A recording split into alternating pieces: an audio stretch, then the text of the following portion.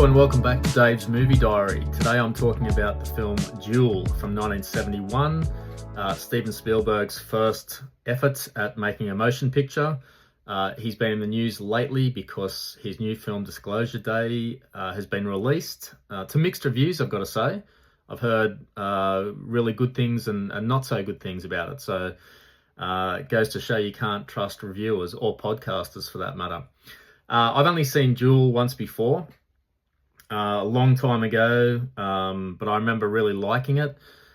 It was because it was Spielberg's first film that I checked it out. I can't remember how that came about or even when. It was sometime in the last century though. So I thought it was well worth a rewatch, and it just happened to pop up on my binge list of available movies here in Australia, so I thought I'd check it out. It's got a really simple premise. It goes for about an hour and a half, and I thought, why not? What's it about? Well, it's a really simple idea. Dennis Weaver plays a guy called David Mann. He's a salesman traveling through California, and he's on his way to meet a business partner, I think. He passes a slow-moving truck, as we've all done lots of times. But then the truck passes him. Okay, that's a bit odd. It's like a semi-trailer with a flammable tanker on it. Not the quickest looking truck. So yeah, he overtakes it, and it passes him, which is quite a surprise. And so he thinks, that's a bit weird. So he finds another opportunity and he passes it again. And for reasons we never fully understand, the truck driver decides that this has become a personal battle. And what starts as a minor road incident becomes a duel, as the title suggests, but also a fight for survival. And we're off and running. And the film works quite well. The beginning is something that everyone understands. We've all had these moments on the road. And Spielberg just asked this simple question: what if it didn't stop? As I mentioned before, this was the beginning of Spielberg's career. And apparently before this was made, he was really just known for some television work. But watching it now, knowing the films that he'd go on to make, even just in the 70s alone, with Jaws and Close Encounters of the Third Kind in particular, you can already see the foundations. Really good suspense scenes, lots of audience manipulation, which I enjoyed. Ordinary people facing some extraordinary situations, and then you having to think, what would I do in these situations? But most effectively, an unseen threat. And that unseen threat, got to remember, that unseen threat works for Jaws too, because we don't see much of the shark in Jaws. For the most part, it's just happening under the water. You see the fin. You're thinking about, when's it coming back? You know it's there somewhere. You're just waiting for it to come back. And it's like the truck in this film. Yes, you see the truck a lot, but you never see the driver. And that's a really terrifying prospect, because it means that you can't figure out why he's doing this, and that makes it harder to think, is there a way out? What's the solution? The opening to the film immediately grabbed my attention and showed Spielberg's confidence. It's like there's a camera attached to the bonnet of the car as Weaver reverses out of the garage and drives through suburban streets before he heads into a city and then out towards the open road. We're going on some underpasses and just normal scenes. But it was quite innovative, especially for the times, I would say. And we feel like we're with this David Mann character from the start. So the truck, as I said, the truck is the unseen monster in this film, and it's the greatest decision Spielberg makes. We don't know the motivations, and the truck the truck for me became more than just a vehicle. It becomes a character. It's like a presence. And after a while, Weaver pulls into the petrol station, partly to get some more fuel, but partly to get a respite, because he just assumes, as you would, as most of us have done at some point in time, that the guy who's tailgating you is going to keep going now that you're out of the way. So he pulls into the petrol station. This is 1971, so there's a attendant there that gives him some great service. That's definitely a thing of the past. The truck pulls in, and you know that this is personal. Then you know that this is out of the ordinary. But what does the truck driver do? He doesn't get out. Oh, he does get out. Sorry, he gets out on his side and walks along, and you can just see his brown cowboy boots and the bottom of his jeans, and that's it. You never get a glimpse at his face, and Weaver doesn't either. While he's getting filled up, and the attendant tells him he's got a loose radiator hose, and he says, "Oh, look, don't worry about it. You know, you're not the first one to tell me that." He thinks it's a bit of a scam, and then off they go again, and that's when I realized this isn't just road rage. This is like something psychopathic and personal.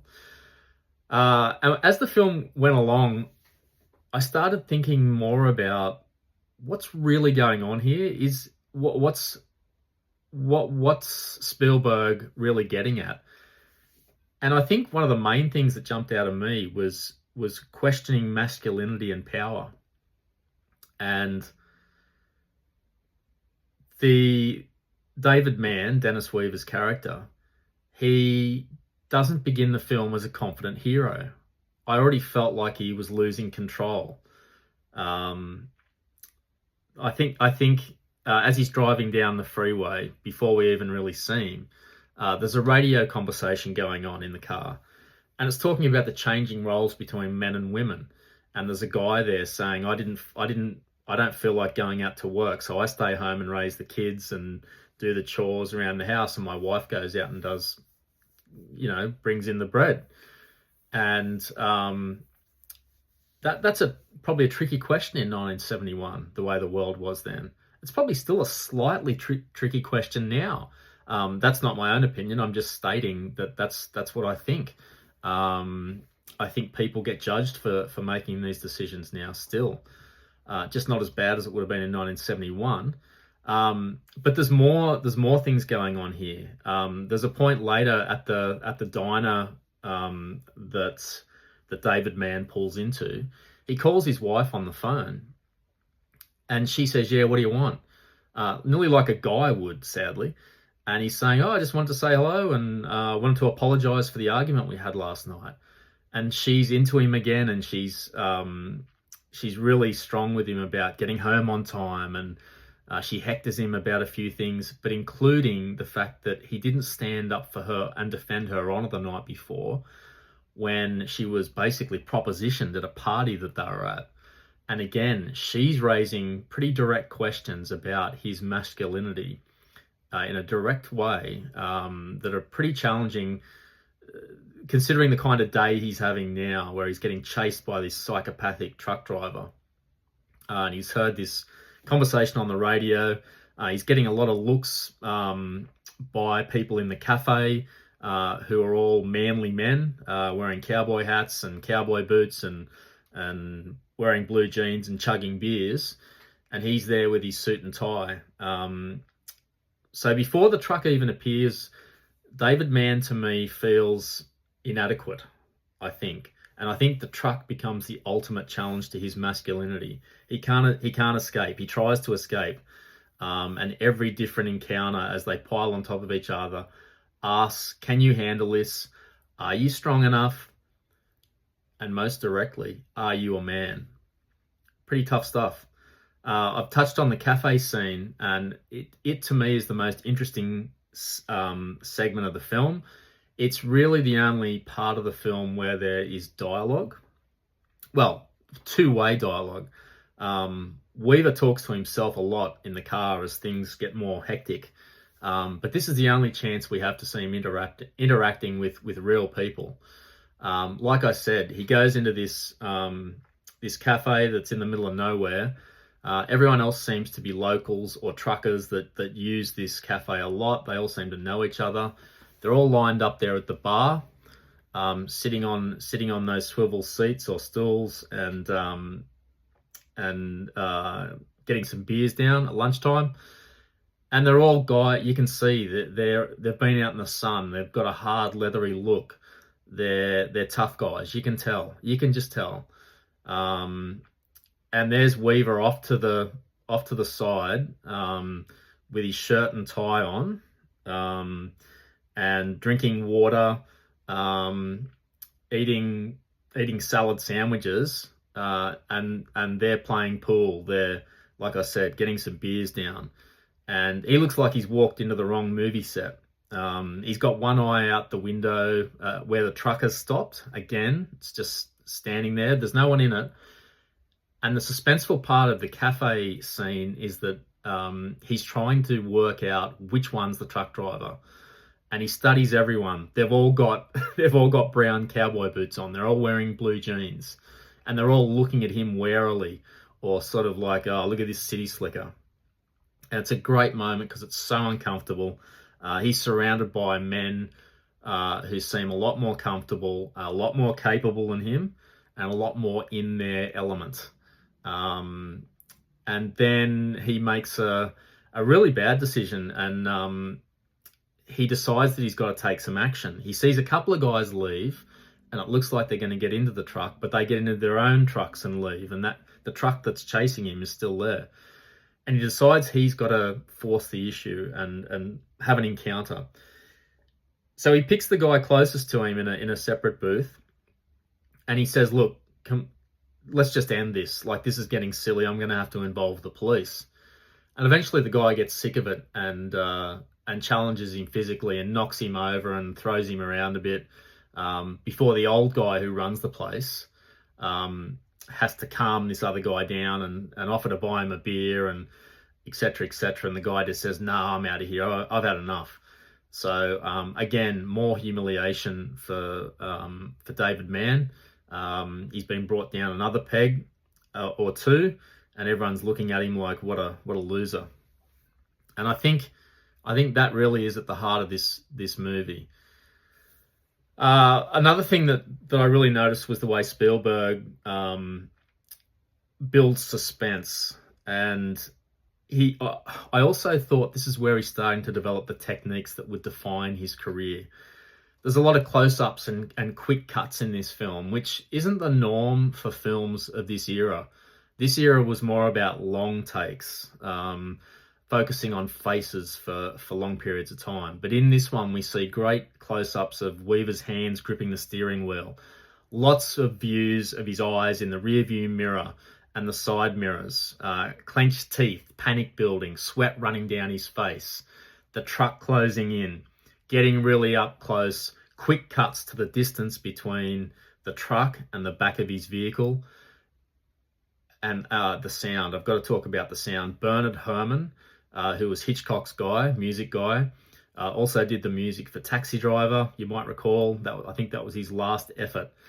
He does an amazing job adding to the tension. When you hear his score coming in that the truck is going to be on the scene. There's even a part where I'm sure that Herrmann replicates the stabbing frenzy music from Psycho when Anthony Perkins is approaching the shower curtain and before he gets into it. So there's a lot of tension building up, and it's all happening in daylight. This is just in broad sunny daylight. There's no supernatural threat. There's no monsters or aliens, just vehicles on the road here. And that's why it feels so possible and relatable that it could happen to anybody. It could happen to you. Nothing in this film is so unrealistic that it becomes or unrealistic. It's all things that have happened. We've all seen road rage. And I'm wondering if this is the earliest or one of the earliest demonstrations of road rage taken a few degrees higher. one of the clever things about Duel is that it's not only the truck making him feel powerless. Um, Everything else seems to go wrong. There's a great scene where he's let the truck overtake him again, and he pulls off to the side of the road where there's a bus. There's a bus, school bus, and the driver of the school bus is waving him down to stop. And he pulls in, and the bus driver explains that he needs someone to give him a push to get him started again. And he says, well, David Mann says, well, why didn't you use that truck? And the guy goes, what truck? I must have missed it. And so here he is, he's stuck. He doesn't really want to do it because he's convinced that his car is so low that he's going to get caught underneath the back bumper bar of the bus and get lodged there. The bus driver laughs it off and says, nah, you're going to be right. There's all these school kids. And he feels like he's hectored into it. We've all been there. We've all been in situations where we don't feel comfortable doing something, but we, peer pressure, whatever you want to call it, especially man to man, it's a different dynamic. And the bus driver's losing a bit of patience. So he does it. He's trying to give the bus a push, and of course he gets stuck. And then the bus driver's got to help him dislodge himself. The kids are looking out the back of the bus at him, jeering, pulling faces, yelling at him. It's just like the worst day you could have, for no reason at all. And anyway, just as he's doing this, he looks up the road. There's a tunnel. What is there? There's the truck pointing straight back down at him, and it turns its lights on, just like it's blinking at him. Fantastic stuff. Later on, he pulls off the road again. There's another little diner there. Lady comes out the front. Yeah, can I help you? Yeah, have you got a phone? He just wants to call the cops by then. He's just had enough. And she goes, yeah, it's out the back. And of course, the truck comes past and pulls over a bit further up the road. He goes off into the phone booth. He's making the call. And then behind him, we see the truck turn around, and it's coming straight at him, and it keeps on coming. And I was surprised. I thought, what's going to happen here? Surely he's going to stop. He doesn't stop. He comes right through. David Mann has to leap out of the phone booth before it gets completely destroyed by this truck. And the truck does about 3 turns, 3 laps, just destroying everything in sight, including the snake cages that the old lady had there on the side. So there's all these bloody snakes everywhere.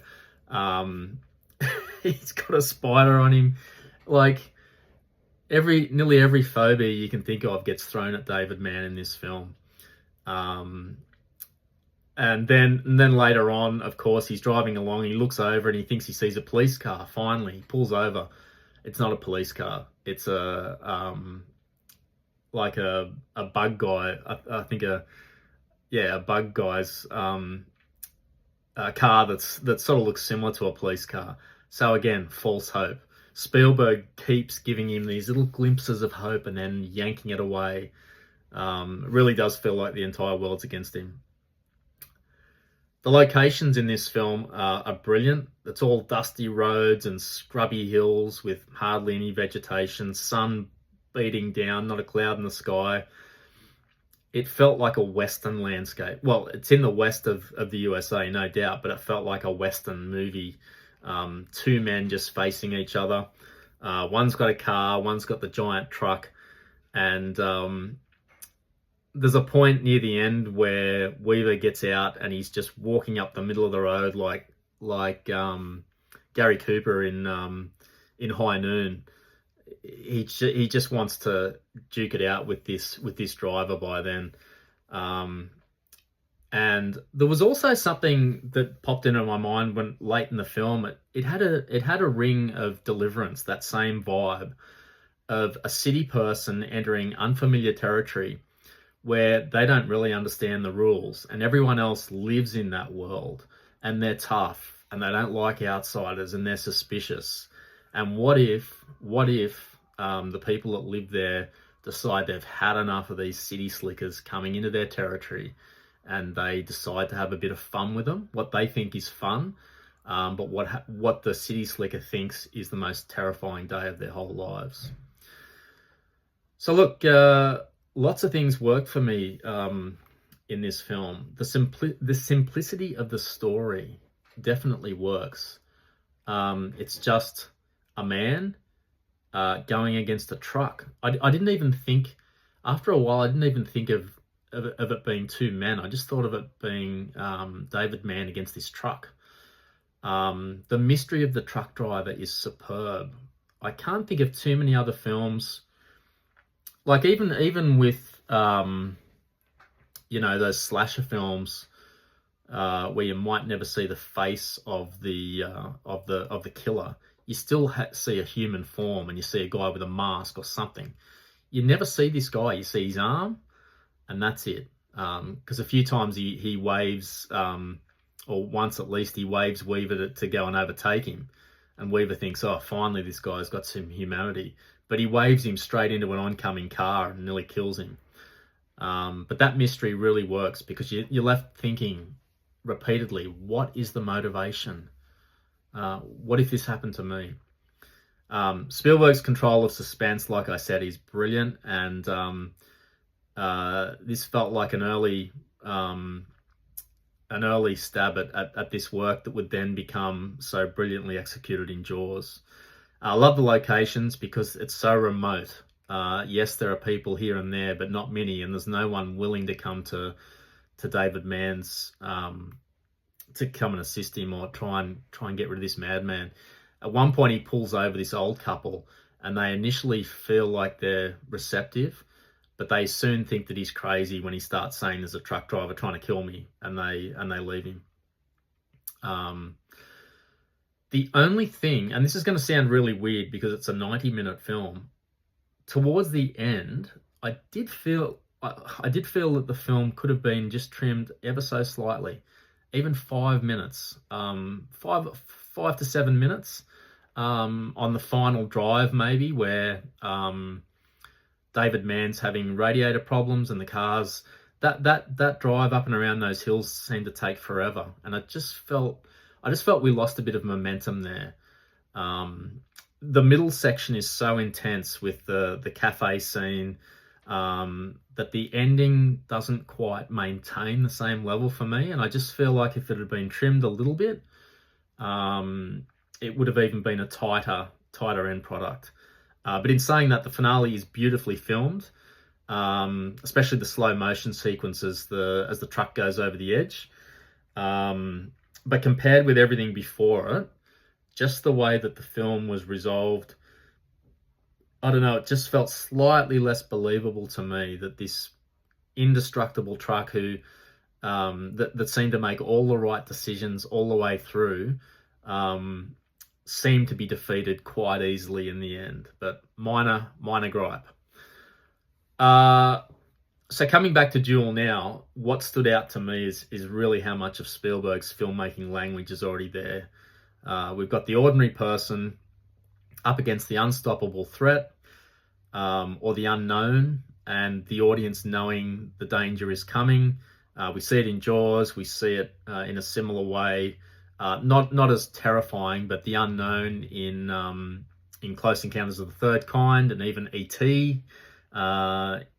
In a way, and the tension is created by what we don't see, and that's always the best way to create tension.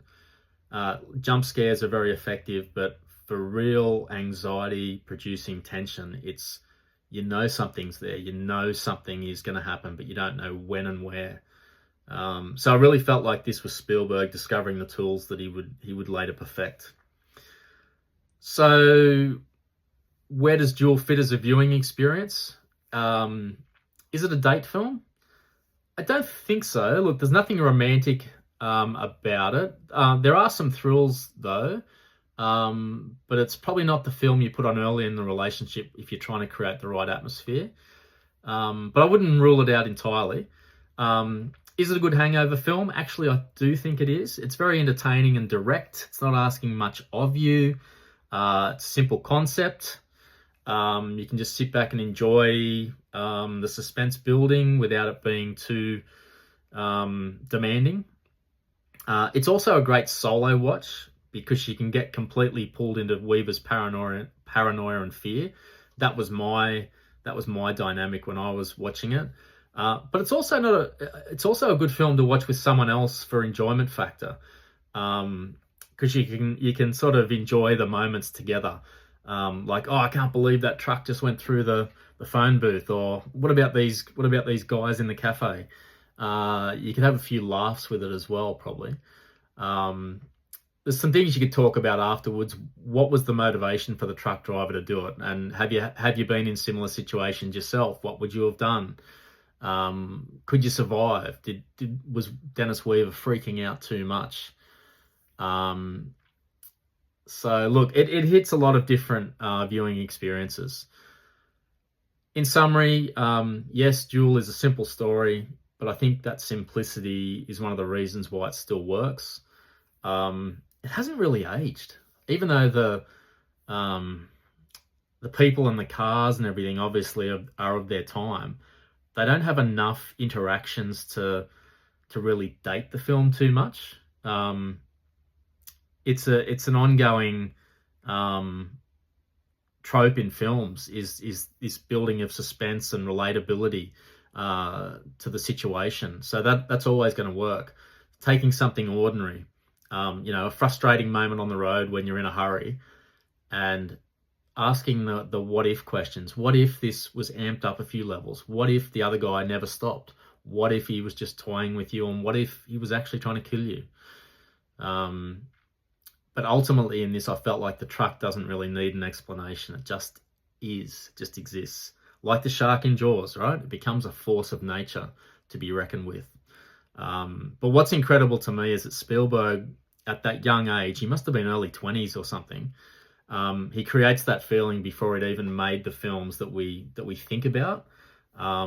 So this is the blueprint for what Spielberg went on to do. So worth checking out. Like I said, I found it on Binge here in Australia.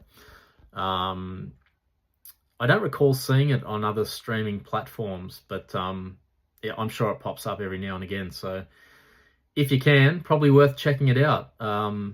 Seeing the master when he was a young man, but already making some really interesting films. All right, that's it. That's Duel from 1971. Hope you enjoyed this episode, and thanks again for listening. Catch you next time.